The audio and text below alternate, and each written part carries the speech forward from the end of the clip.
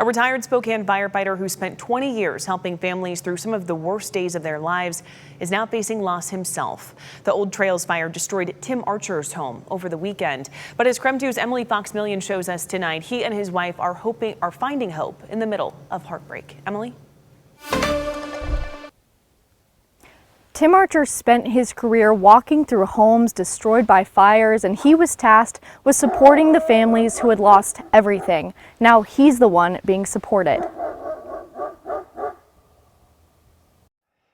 For 2 decades, Tim Archer served as a Spokane firefighter and EMT. He spent years walking through homes destroyed by fire, comforting families who had lost everything. Now he's the one starting over.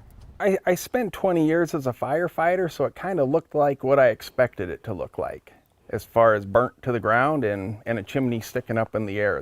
That's how, if you drive around, that's how most of them look. So I wasn't surprised at what I was looking at, but I guess I was surprised it was my house. The Old Trails fire destroyed the home Tim and his wife Francie built their life in.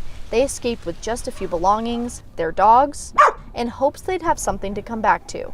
I think we were in shock for a day, just kind of, just in survival mode. When they returned, only the chimney was still standing, but among the ashes, they also found reasons to keep moving forward. Their chickens survived, a few clothes were still hanging on the line, and a small cast iron helmet was pulled from the rubble, a reminder of the career he dedicated to helping others. For 20 years, I was on the other side of it, telling people we're sorry for your loss and that kind of thing. So now it's kind of unique because I can actually commiserate with those folks and to actually see what they were going through, which in some ways, it sounds odd, but it's kind of a blessing. The Archers say what has surprised them the most is the outpouring of support from their community, and they hope people remember that even after the fire is out, the recovery has only just begun.